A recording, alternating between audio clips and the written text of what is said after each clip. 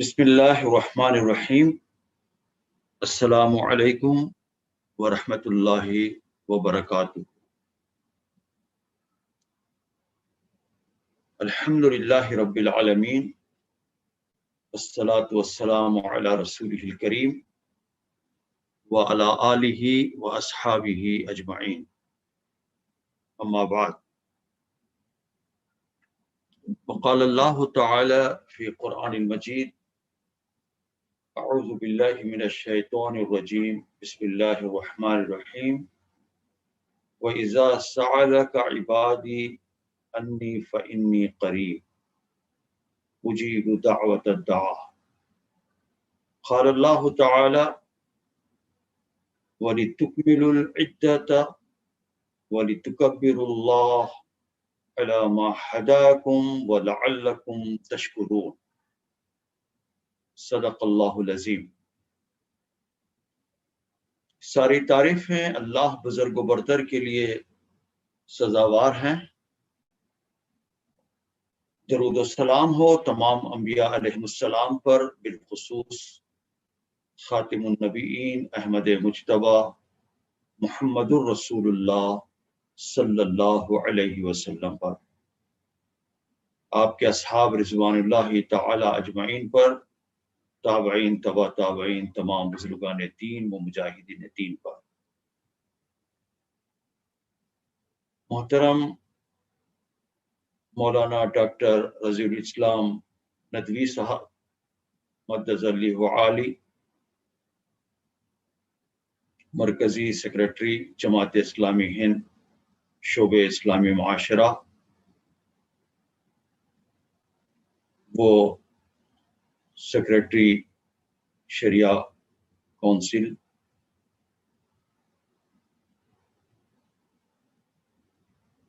جناب M N bag ظاہر صاحب، سیکریٹری حلقہ برائے شعبہ اسلامی معاشرہ، جناب محترم حافظ محمد رشاد الدین صاحب، ناظم شہر جماعت اسلامی ہند عظیم تر حیدرآباد، اور اس پروگرام میں شریک اور رفقائے عزیز بھائیوں بہنوں، میں سب سے پہلے آپ تمام کی خدمت میں عید کی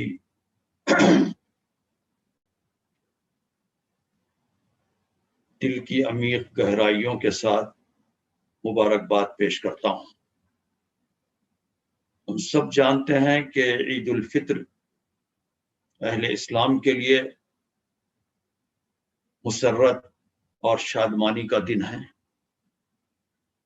عید الفطر مسلمانوں کے اتحاد و یگانگت اور اجتماعیت کا مظہر ہے۔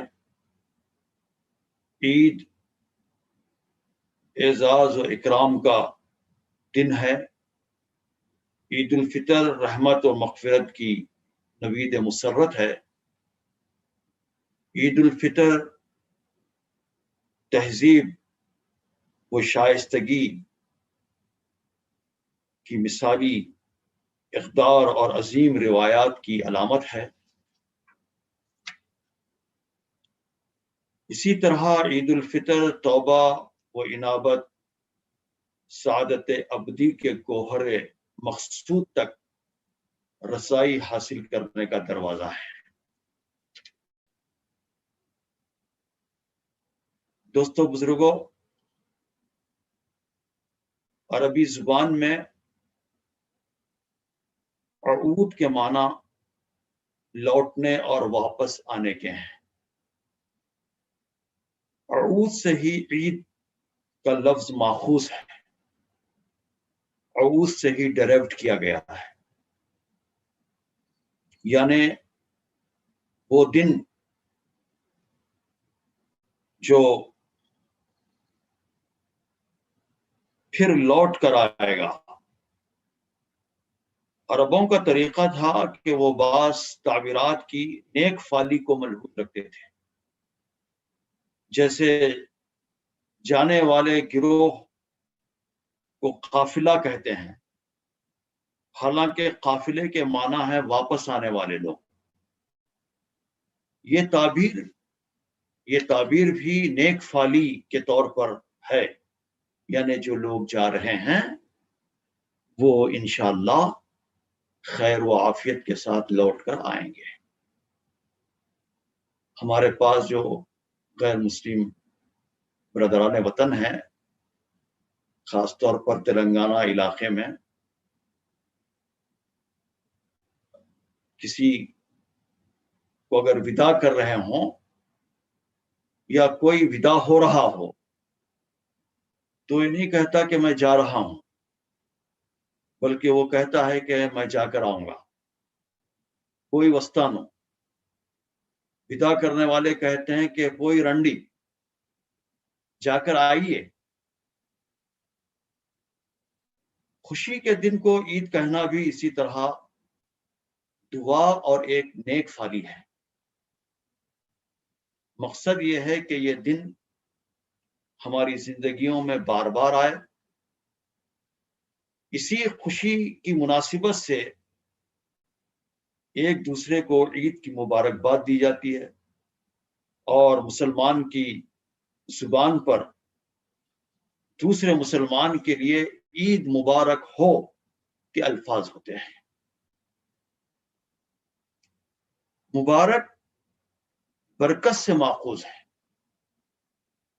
برکت کے معنی ہے نمو، نشو و نما، ترقی، اضافہ، سعادت اور نیک بختی۔ اسی سے تبارک و تعالی ہے۔ یہ برکت کا لفظ اتنا بابرکت ہے کہ اللہ تعالی نے خود اپنے نام کے ساتھ میں برکت کا لفظ رکھا ہے، اللہ تبارک و تعالی۔ اس کے معنی ہے اللہ کی ذات مقدس اور منزہ ہے۔ گویا یہ مبارک لفظ بابرکت لفظ ہے، کو اللہ کے نیک بندوں، رسولوں، یہاں تک کہ خود اللہ تعالیٰ کے لیے استعمال کیا گیا ہے۔ درود شریف میں بھی مبارک کا لفظ ہے، بارک علی محمد کے الفاظ آئے ہیں۔ قرآن مجید میں برکت اور مبارک کے الفاظ 32 قرآن مجید کو مبارک کتاب قرار دیا گیا۔ کتاب انزلناہ الیک مبارک، جس شب قرآن مجید نازل ہوا اس رات کو بھی مبارک کی صفت کے ساتھ ذکر فرمایا گیا ہے۔ انا انزلناہ فی لیلۃ مبارکہ، جہاں قرآن مجید کے نزول کا آغاز ہوا اسے بھی بابرکت جگہ کہا گیا ہے۔ للذی ببکۃ مبارکا وہدی للعالمین، اسی بکہ سے مکہ ہے۔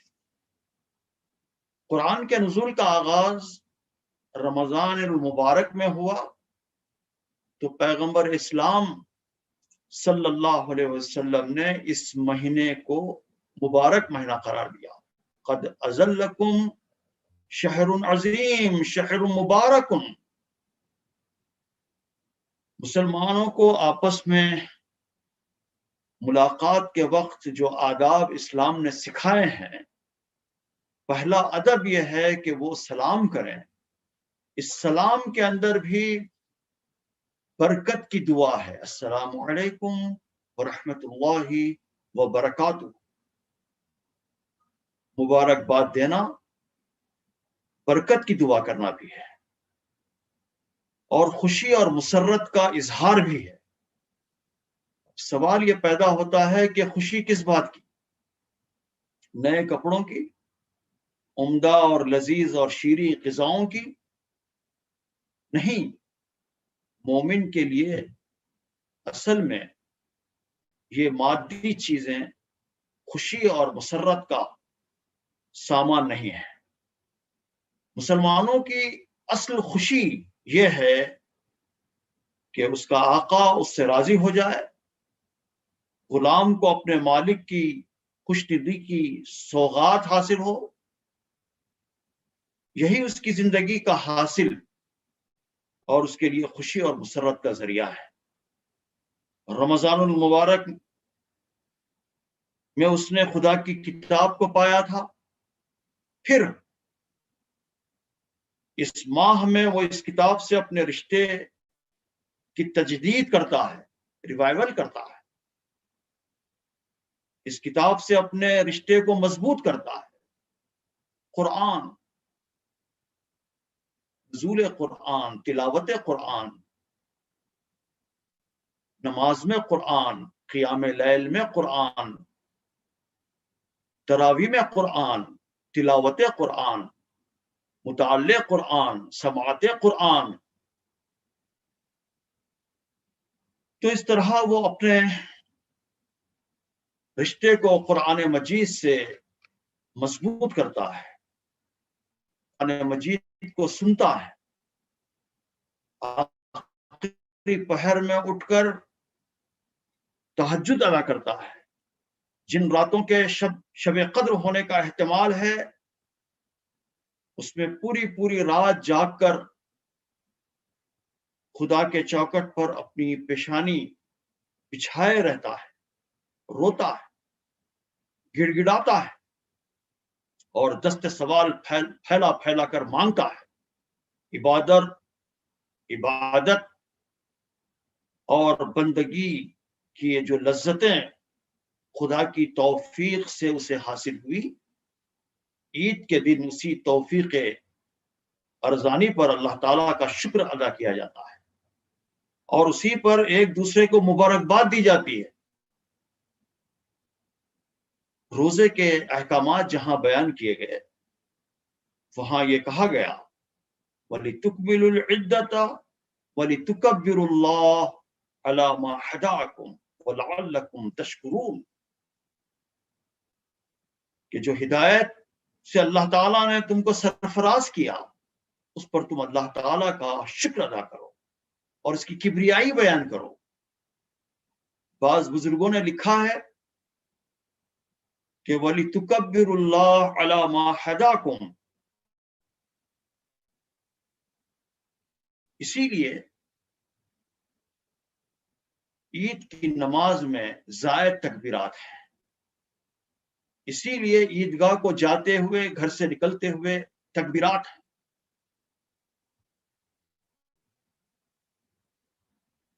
تکبیر کے ذریعے سے اللہ تعالیٰ کی عظمت کا اظہار ہوتا ہے، نماز کے ذریعے سے آدمی اس کا شکر ادا کرتا ہے، اس نے رمضان کی عبادات کی توفیق اس کو عنایت ہوئی اور اس نے روزے رکھے، عبادتیں کی۔ یہی وہ خوشی ہے جو ہم ایک دوسرے سے شیئر کرتے ہیں۔ لیکن دوستو، اس سال، گزشتہ سال بھی اور اس سال بھی، رمضان المبارک کے بعد یہ عید الفطر بہت سخت حالات کے اندر آئی۔ ہمیں گھروں میں ہی عید کی نماز یا نماز شکرانہ پڑھنے پر ہمیں مجبور ہونا پڑا۔ یقیناً وہ گہما گہمی اور وہ مسرتیں، وہ ملاقاتیں رفقائے عزیز سے نہیں ہو سکی، دوست و احباب سے، اعزاء و اقربا سے ملاقاتیں نہیں ہو سکی۔ کیوں نہیں ہوئی اور کیوں ہم ایسے مجبور ہو گئے، یہ تو اللہ ہی بہتر جانتا ہے۔ مسلمانوں کے لیے خاص طور پر اور انسانوں کے لیے عام طور پر اللہ تعالیٰ جو کچھ بھی کرتے ہیں وہ اچھے کے لیے کرتے ہیں۔ اس میں کیا بھلائی پوشیدہ ہے یہ ہمیں نہیں معلوم، ہم نہیں جانتے، اس کے رموز اور اسرار سے ہم واقف نہیں ہیں، اس لیے ایمان آدمی کے اندر حد درجہ ایک سکون کی کیفیت پیدا کرتا ہے۔ حالات چاہے کیسے بھی ہوں، بہار ہو کہ خزاں لا الہ الا اللہ، حالات چاہے کیسے بھی ہوں، بندے مومن مطمئن رہتا ہے۔ تو اسی طرح کی تمانیت ایمان کی وجہ سے ہمارے اندر پیدا ہوئی۔ ہم مجبور ہونے کے باوجود ہم اللہ تعالیٰ کی ناشکری نہیں کرتے، ہم اس کے شکر گزار ہیں۔ اس نے ہمیں صحت دی، روزے رکھنے کی توفیق دی، تلاوت کرنے کا موقع دیا۔ تقریباً 25 تراویحاں تو ہم نے پڑھ لی تھی الحمدللہ۔ تو اور کچھ باقی رہ گئی تھی، یہ اللہ بہتر جانتا ہے۔ اس موقع پر ہم ہمارے ان رفقا کو، ہمارے ان اعزاء و اقربا کو، ہمارے ان عزیزوں کو فراموش نہیں کر سکتے، بھول نہیں سکتے، جو اس وقت اس وبا سے جوجھ رہے ہیں۔ ہاسپٹل انہیں منتقل کیا جا رہا ہے۔ ابھی مولانا ضیاء الدین محمدی کے سلسلے میں اطلاع آئی کہ انہیں سمیر ہاسپٹل سے کسی اور بڑے ہاسپٹل کو منتقل کرنا ہے، اور بڑے ہاسپٹلز کا حیدرآباد میں حال یہ ہے کہ وہ تو بڑے سے بڑے لیڈر کی بھی ریکمنڈیشن نہیں سن رہے ہیں، اور وہاں پر کوئی بیڈ خالی نہیں ہے۔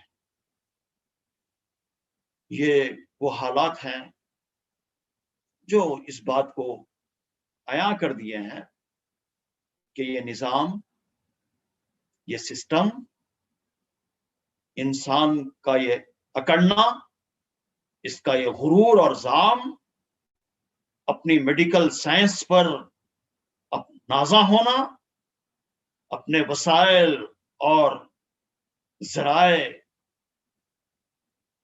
کا غرور کے ساتھ اظہار کرنا، یہ سب سرنگو ہو گئے ہیں، سرنڈر ہو گئے ہیں اس وقت۔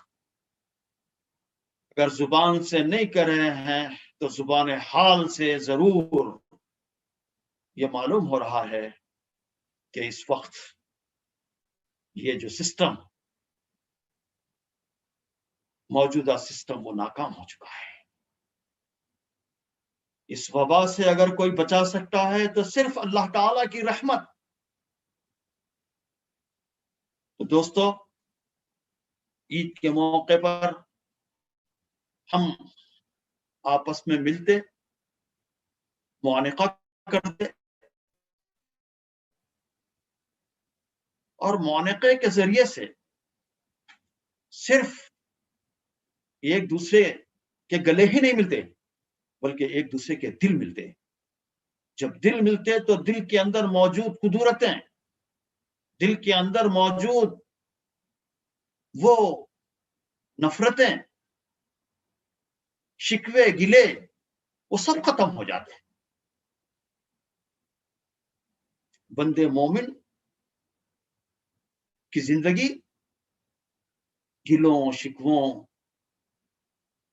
اور شکایتوں، دوسروں سے متعلق قدرتوں سے پاک رہنا چاہیے۔ ایک بزرگ صحابی کا ذکر کنزی الاعمال کتاب الفضائل کے اندر موجود ہے۔ وہ محفل میں تشریف لائے تو نبی صلی اللہ علیہ وسلم نے جو تشریف لا رہے تھے ابھی، تو نبی صلی اللہ علیہ وسلم نے فرمایا کہ اگر کوئی جنتی کو دیکھنا چاہتا ہے تو یہ جو شخص آ رہا ہے اسے دیکھو۔ 3 دن ایسی ہوا، آپ صلی اللہ علیہ وسلم نے فرمایا، حضرت عبداللہ بن عمر رضی اللہ تعالیٰ عنہ کو اشتیاق ہوا کہ میں جانوں کہ آخر ان کی یہ کون سی فضیلت ہے، کون سی نیکی ہے، وہ کون سا نیک کام ہے، کون سا ایسا عمل ہے جس کے نتیجے میں نبی صلی اللہ علیہ وسلم نے یہ مژدہ اور خوشخبری سنائی۔ وہ ان کے ساتھ ہو گئے، ان کے گھر میں رہنے لگے، اور ان کے لیل و نہار انہوں نے دیکھا، اور چند ایک دن کے بعد وہ جانے لگے۔ تو پوچھا کہ اور رہیے؟ کہا کہ نہیں، بس میں یہ دیکھنے کے لیے آیا تھا کہ نبی صلی اللہ علیہ وسلم نے تمہارے سلسلے میں یہ مژدہ اور خوشخبری سنائی تھی کہ تم جنتی ہو۔ میں یہ جاننا چاہتا تھا کہ کیا خوبی تمہارے اندر ہے، وہ کیا عمل ہے، وہ کون سی عبادت ہے جو آپ کرتے ہیں۔ میں نے دیکھا آپ سادگی کے ساتھ سوتے ہیں رات میں، اور فجر سے کچھ دیر پہلے اٹھ جاتے ہیں، فجر کی نماز پڑھتے ہیں، اس کے علاوہ کوئی خاص عبادت اور ریاضت میں نے نہیں دیکھی۔ کہا کہ بس ایسی ہے۔ پھر انہوں نے دریافت کیا، تو پھر تھوڑی دیر توقف کرنے کے بعد کہا بزرگ صحابی نے کہ ہاں یہ بات ہے کہ میں کسی کے سلسلے میں بھی اپنے دل کے اندر کوئی کدورت نہیں رکھتا، کوئی نفرت نہیں رکھتا، کوئی بغض نہیں رکھتا، کوئی حسد نہیں رکھتا۔ میرا دل بالکل پاک ہوتا ہے۔ شاید یہی میرا عمل ہوگا۔ تو ہم جب معانقہ کرتے تو اس عمل سے گزرتے، اور یقیناً ہم کو اپنی زندگی، خاص طور پر اجتماعیتوں کے اندر، ایسے واقعات پیش آتے رہتے ہیں۔ اجتماعیت میں ہمیشہ سب اچھا ہی اچھا نہیں ہوتا، بسا اوقات اپنوں سے بھی زد پہنچتی ہے، تکلیف پہنچتی ہے، اور اپنوں سے پہنچنے والی جو تکلیف ہوتی ہے وہ بہت شدید ہوتی ہے۔ تو اس پر معاف کر دینا، اس پر دل کے اندر کوئی کدورت نہ رکھنا، بغض نہ رکھنا، یہ جنتی ہونے کی علامت ہے۔ امید کہ یہ سخت حالات نے ہمیں یہ بات سجھائی دی ہو، سکھائی ہو۔ دوستو، اس وقت ہمیں، جب عید سے بھی ہم فارغ ہو چکے، تو اب اللہ تعالی کے سامنے گڑ گڑانے کی ضرورت ہے، دعا کرنے کی ضرورت ہے۔ دعا سے رقت قلبی پیدا ہوتی ہے، دل نرم ہوتے ہیں، آنکھیں نم ہوتی ہیں۔ جب دل نرم ہوں، آنکھیں نم ہوں، تو ایسی ہی دل کی زمین ایمان کی آبیاری کے لیے، اعمال صالحہ کے پھل پھول کے لیے موزوں ترین ہوتی ہے۔ دعا سے آہ سحرگاہی کی لذت، وہ کیفیت حاصل ہوتی ہے، دعا سے حاصل ہوتی ہے۔ دعا انبیاء علیہ السلام کی سنت رہی ہے۔ نبی صلی اللہ علیہ وسلم ہر چھوٹے بڑے کام کے لیے دعا کرتے، آپ نے دعائیں سکھائیں۔ آندھی آتی تو مسجد کی طرف دوڑ پڑتے، دعا کرتے۔ چاند کو گہن لگتا، سورج کو گہن لگتا تو دعا کرتے۔ نئے کپڑے پہنتے تو دعا کرتے۔ دعائیں بلاؤں کو ٹالتی ہیں۔ قسمت کو کوئی چیز بدل نہیں سکتی سوائے دعا کے۔ اور جو بلائیں اس وقت آئی ہیں، عام طور پر کہا جا رہا ہے کہ ہم اس سے لڑائی لڑیں گے۔ بہت غلط قسم کے الفاظ ہیں جو لوگ استعمال کر رہے ہیں۔ ہماری لڑائی کرونا سے ہے۔ اسی زام نے اور اسی غرور نے تو ہمیں تباہ کر دیا۔ بلاؤں کو ٹالنے کے لیے دعا، دست دعا۔ دعا ہی سے خدا کی مدد ملتی ہے، دعا ہی سے ملتی ہے خدا کی مدد، اس کی نصرت۔ 313 کو صفوں میں کھڑا کر دیا، پھر دعا کی، مدد کے لیے پکارا۔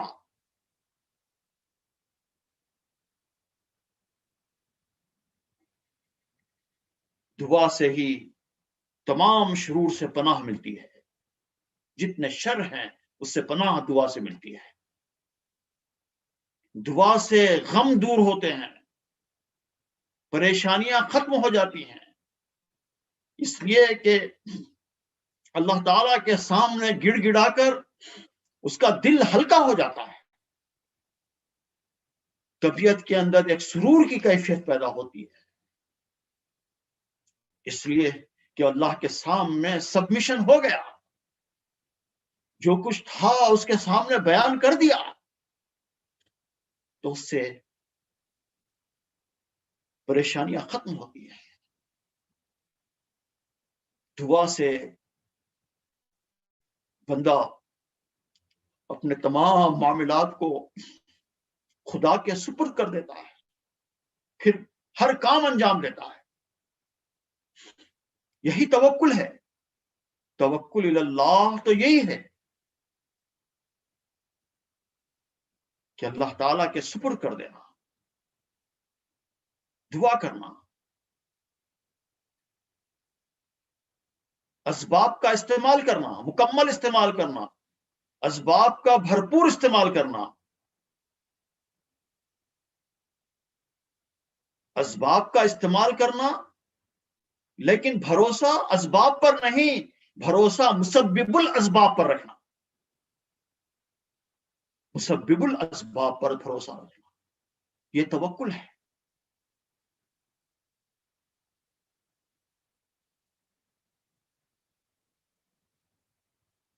غم دل کسی کو سنانا ہے تو دعا کے ذریعے سے ہی ہم غم دل کو اللہ کو سنا سکتے ہیں، جس سے غم ہلکا ہوتا ہے۔ آدمی جب کسی اور کے سامنے ہاتھ پھیلاتا ہے تو وہ ذلیل ہوتا ہے، لیکن جب دعا کے لیے اللہ تعالیٰ کے سامنے ہاتھ پھیلاتا ہے تو اس کو اللہ تعالیٰ کا قرب حاصل ہوتا ہے، اللہ تعالیٰ سے اس کا رشتہ مضبوط ہوتا ہے۔ تو اس لیے دوستو، اب ہمیں اس لاک ڈاؤن کے دوران میں زیادہ سے زیادہ اللہ سے قرب حاصل کرنے کے لیے اس کے سامنے گڑگڑانے کی ضرورت ہے۔ پھر رمضان گزر گیا، مولانا رضی الاسلام ندوی صاحب نے بھی، حافظ محمد رشاد الدین صاحب نے بھی بڑی عمدہ باتیں ہمارے سامنے۔ رمضان گزر گیا، رمضان کے گزرنے کے بعد ہمارے اندر تبدیلی بے حد ضروری ہے، چینج اینڈ ڈیولپمنٹ پر کئی کتابیں لکھی گئی ہیں، input output operation economics کے اندر،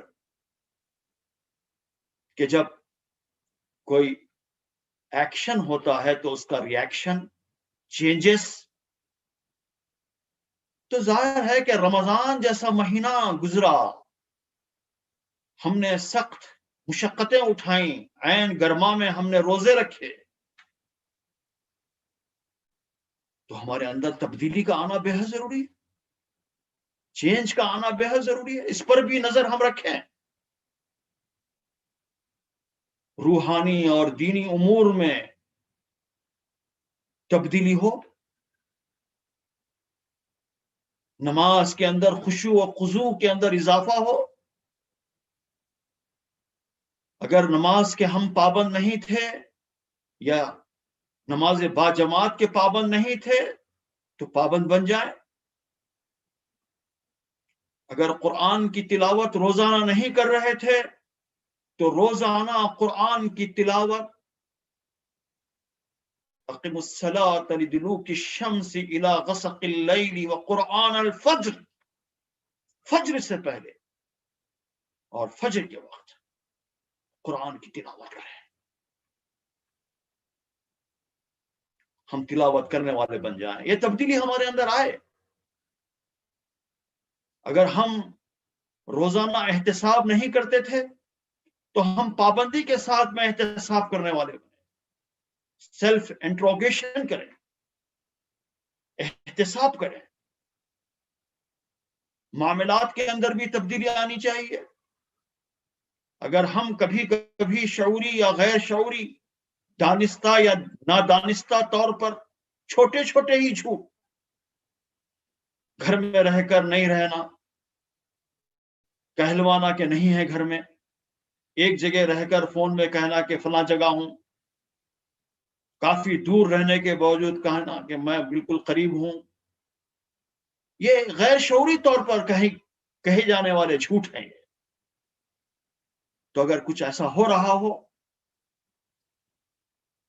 شعوری یا غیر شعوری طور پر ہم کہہ رہے تھے ہوں، تو ہمیں سچ کہنا چاہیے، سچ کے عادی بن جانا چاہیے۔ اگر وعدہ خلافی، وعدے کی خلاف ورزی ہو رہی ہو تو ہم وعدے کے پابند بن جائیں، یہ تبدیلی ہمارے اندر آنا چاہیے۔ اگر کوئی بیٹا والدین کا نافرمان تھا تو والدین کا فرما بردار بن جائے،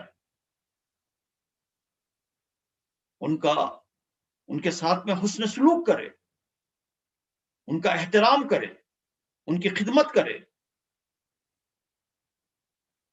اگر کوئی بیوی شوہر کی نافرمان تھی تو وہ فرما بردار بن جائے۔ اگر کوئی شوہر بیوی کے حقوق ادا کرنے میں کوتاہ تھا تو وہ حقوق کی ادائیگی کا آغاز کر دے، یہ تبدیلی اس کے اندر آنا چاہیے، اس کے ساتھ میں حسن سلوک کرے۔ وَعَاشِرُوهُنَّ بِالْمَعْرُوفِ، ان کے ساتھ معروف طریقے سے زندگی بسر کرو، ان کے حقوق کو ادا کرو، ان کے تئیں جو ذمہ داریاں تم پر عائد ہوتی ہیں وہ ذمہ داریاں تم ادا کرو۔ اگر کوئی بہو ساس کی خدمت نہیں کرتی تھی تو اپنی ساس کو ماں سمجھ کر خدمت کرنے کا آغاز کرے۔ اگر کوئی ساس بہو پر ظلم کرتی تھی تو وہ اپنی بہو کو بیٹی کی طرح محبت کرنے لگے۔ یہ تبدیلیاں ہمارے اندر آنی چاہیے معاملات کے اندر۔ دوستو، یہ عید میلاد کا نام اس کو دیا گیا ہے، ظاہر ہے کہ ہم عام طور پر عید میلاد برادران وطن کے ساتھ میں رکھتے ہیں، یہ ہماری روایت رہی ہے۔ جماعت اسلامی ہند کے عید میلاد کے پروگرامز برادران وطن کے اندر بہت مشہور ہیں، معروف ہیں۔ بعض لوگوں کو تو میں جانتا ہوں کم و بیش 35 سال سے وہ لوگ آ رہے ہیں ہمارے پروگراموں میں، اور بڑی تعداد کے اندر وہ آتے ہیں، سیاسی لیڈرز بھی، سماجی قائدین بھی، اور برادران وطن کا ایلائٹ اور پڑھا لکھا طبقہ بھی ہمارے پروگراموں میں آتا ہے۔ کیوں کہ عید میلاد مہذب تہذیب کی علامت ہے۔ یہ سخت حالات ہونے کی وجہ سے ہم برادران وطن کے ساتھ میں مل نہیں سکے، عید میلاد کے پروگرامز نہیں رکھ سکے، لیکن جماعت اسلامی کے پروگرامز کے اندر عید میلاد کے پروگرام بڑی اہمیت کے حامل ہیں۔ کیوں؟ یہ عید میلاد مہذب تہذیب کی علامت ہے، عید میلاد ٹالرنس کی علامت ہے، ٹالرنس کلچر کی علامت ہے، عید میلاد کو ایگزسٹنس کلچر کی علامت ہے، عید میلاد کوآپریٹو کلچر کی علامت ہے، عید میلاد میوچول انڈرسٹینڈنگ کی علامت ہے، اور عید میلاد تکثیری سماج پلورل سوسائٹی کی علامت ہے. عید میلاد یونٹی ان ڈائیورسٹی کی علامت ہے. یہ اسی لیے ہمارے عید میلاد کے پروگرامز ایک علامت بن گئے تھے، علامت بنے ہوئے ہیں. اللہ اس وبا کو ختم کر دے اور پھر آئندہ ہم اس کو جاری رکھ سکے. یقیناً اس سے بڑے فائدے پھر قرآن کی تقسیم، ملاقات کے ساتھ شیر خرما، ضیافت، یہ ساری چیزیں پھر یہ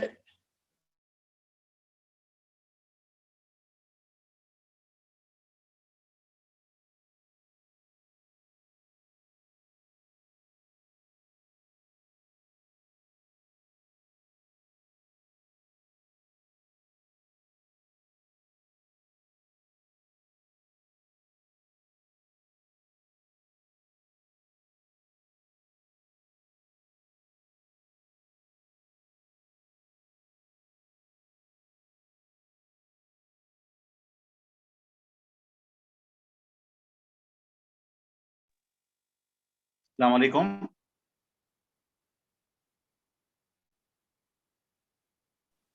مولانا آپ کی آواز نہیں آ رہی تھی، دوبارہ سے آپ. نہیں وہ یہ ڈسکنیکٹ ہو گیا تھا، اب کنیکٹ ہو گیا ہے. ٹھیک، اب آ رہی نا؟ اب آ رہی ہے جی آواز؟ الحمدللہ. جی ہاں الحمدللہ آ رہی. تو میں عرض کر رہا تھا کہ اس کی کچھ تفصیل ہمارے حافظ رشاد الدین صاحب نے بیان کی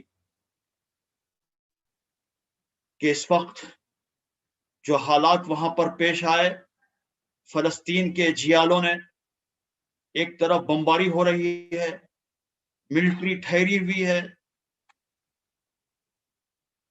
بندوق کا نشانہ تانے ہوئے، اور وہ نماز پڑھ رہے ہیں، دعا کر رہے ہیں. ایک عجیب منظر زمین و آسمان نے دیکھا، ہم نے میڈیا کے ذریعے ہم نے دیکھا. چھوٹا سا بچہ ہے اور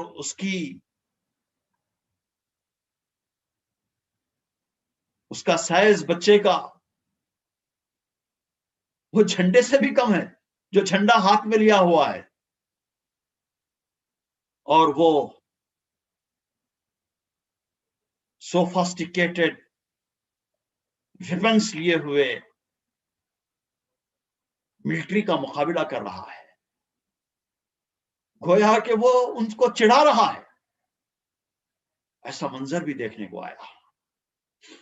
اس وقت یہ جو بربریت اس وقت ہوئی ہے اور جاری ہے، اس کی اہم ترین وجہ میں یہ سمجھتا ہوں کہ گزشتہ سال سے اطراف و اکناف میں پائے جانے والے مسلم ممالک، مسلم کنٹریز نے اسرائیل کے ساتھ میں نرم رویہ اختیار کیا، دوستی کے ہاتھ بڑھائے، چاہے وہ سعودی عرب ہو، یو اے ای ہو، مصر ہو، جورڈان ہو، بلکہ ترکی کا بھی سفارت خانہ وہاں پر قائم کیا گیا. تو اس وجہ سے جب کبھی ایسا ہوتا ہے تو اسرائیل اس کا غلط فائدہ اٹھاتا ہے اور ظلم اور بربریت کے اندر وہ اضافہ کرتا ہے تاکہ اس کا ایکوپیشن اور وہ اور علاقے کو آکوپائی کر سکے، لوگوں کو وہاں سے نکال سکے، جینوسائیڈ کر سکے. یہ ہمیشہ اس کی حرکت رہی ہے. آپ اگر اس کے برخلاف تاریخ میں جائیں گے، 1967 کے اندر جب وہ گولان کی پہاڑیوں کی طرف آگے بڑھنے لگا تو صرف چند دنوں کے اندر 20 ممالک کے سربراہان، وزرائے خارجہ، وزرائے دفاع اور وہاں کے بادشاہ سب لوگ جمع ہو گئے تھے. لیکن ایسی کوئی کیفیت اس وقت مسلم ممالک کی نہیں پائی جاتی۔ فلسطین کے مسئلے کا حل مسلم ممالک کے اتحاد اور یگانگت میں ہے۔ مسلم ممالک در پردہ اسرائیل سے دوستی کو ختم کریں، منافقت کو ختم کریں اور بیت المقدس کی آزادی کے لیے، بازیابی کے لیے وہ کمر بستہ ہو جائیں۔ تو ہم عید میلاد کے موقع پر یہ بھی ہم کہنا چاہتے ہیں۔ پھر ہمارے ملک میں 1947 سے پہلے سے اور 47 کے بعد بھی جو تعلقات فلسطین کے ساتھ میں رہے، فلسطینیوں کے ساتھ میں گاندھی جی نے خود اظہار کیا تھا کہ فلسطین فلسطینیوں کا ہے، اور ہماری جو پالیسی رہی فورن پالیسی 1992 تک، وہ بہت سخت رہی۔ لیکن 1992 کے بعد پی وی نرسمہا راؤ کی گورنمنٹ نے اسرائیل کے ساتھ پہلے تو زرعی ٹیکنالوجیکل معاہدات کیے، اس کے بعد میں دفاعی معاہدات کیے۔ اس وقت انڈیا اسرائیل کے ویپنز خریدنے کا بہت بڑا ملک ہے۔ اتنا ہی نہیں بلکہ انٹیلیجنس، پولیس، آئی پی ایس آفیسرز کو ٹرین کرنے کا، پرسنل ٹریننگ کا پروگرام بھی وہ اسرائیل کے اندر ہو رہا ہے۔ یہی وجہ ہے کہ اب اس وقت کشمیر کو اسرائیل کا پرتو یا لبرٹی فلسطین کی بنائی جا رہی ہے۔ وہی پالیسی ہے جو پالیسی انہوں نے غزہ کے ساتھ میں اختیار کی۔ ایک کھلی جیل ہے، بڑی بڑی دیواریں ہیں، اس کا کوئی پاسپورٹ نہیں ہے، اس کا کوئی ایئرپورٹ نہیں ہے، کوئی آنے جانے کی کوئی سہولت نہیں ہے۔ تو دوستو، ان حالات میں ہم کیا کر سکتے ہیں؟ ہم دعا کر سکتے ہیں، ہم اظہار یگانگت کر سکتے ہیں، ہم جو لوگ ظلم کر رہے ہیں ان کی ہدایت کے لیے دعا کر سکتے ہیں کہ اللہ تعالیٰ انہیں ہدایت عطا کرے، ان کو عدل و انصاف پر چلنے کی توفیق عطا کرے۔ اگر ان کی تقدیر میں ہدایت لکھی ہوئی نہیں ہے تو اللہ تعالیٰ انہیں نیست و نابود کر دے، جس طرح عاد و سمود کو نیست و نابود کر دیا سکتے ہیں، اور ان مظلوموں کے ساتھ میں ہم ٹھہر جائیں۔ تو یہ عید اور یہ عید کے ایام فلسطینیوں کے ساتھ میں ظلم و ستم کے ساتھ بھی گزرے، یہ بھی میں سمجھتا ہوں کہ ایک یادگار ہے، اور ہمیں بھولنا نہیں چاہیے مظلوموں کو۔ اتنا ہی نہیں بلکہ روہنگیائی مسلمانوں کے ساتھ میں کیا ہوا، اس کے کچھ ٹچس حافظ رشاد الدین صاحب نے دیے ہیں۔ یہ غور کے مسلمانوں کے ساتھ میں کیا ہو رہا ہے، وہ ملک تو ایسا ہے کہ اس کے اندر کیا ہوتا ہے کبھی اطلاع ہی نہیں ملتی، اس کا انفارمیشن باہر ہی نہیں آتا۔ کرونا کا وائرس وہاں سے شروع ہوا، لیکن کیسے ہوا، کیا ہوا، اور پھر وہ کیسے ختم ہوا، وہ تو بہت مزے میں ہے، اور ساری دنیا اس وقت پریشان ہے۔ یہ وہ ایک ایسا ملک ہے چائنا، اور وہاں پر مسلمانوں کے ساتھ میں ظلم و ستم ہو رہا ہے۔ تو ہم ان سب کے لیے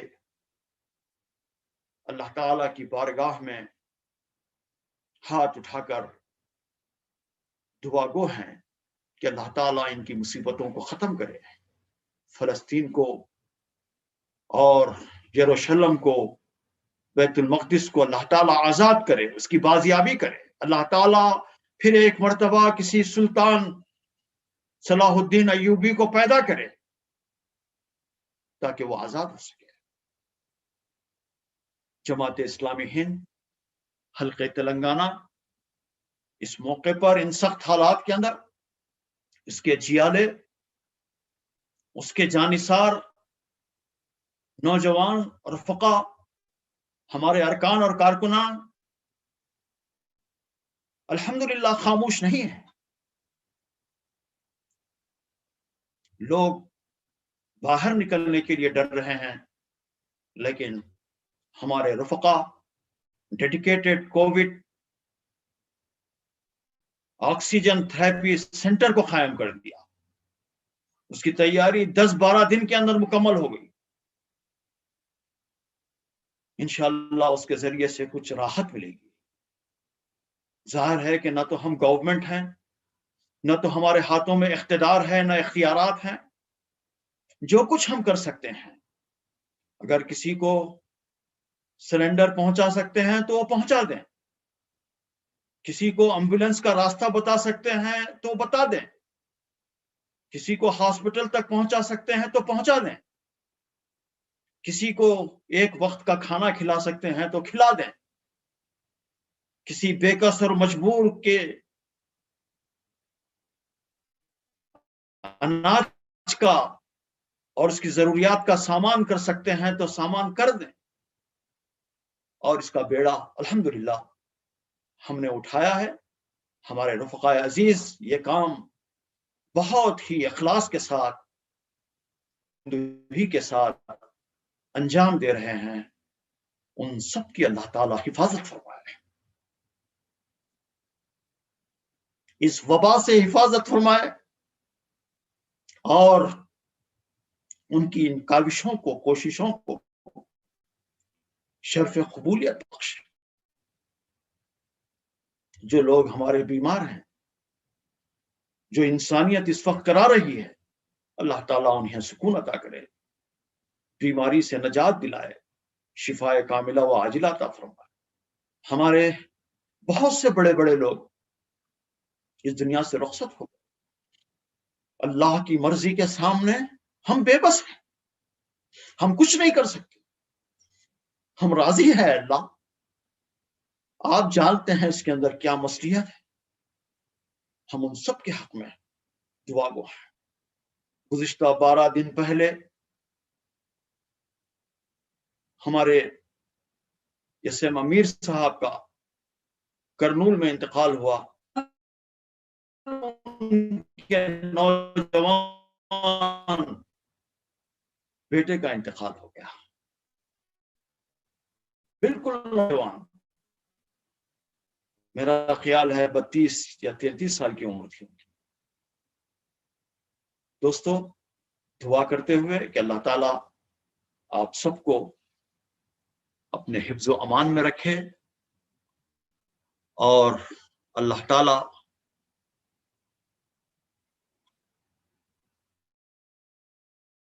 کن فیکون کا مالک ہے، اس وبا سے انسانیت کو نجات دلائے،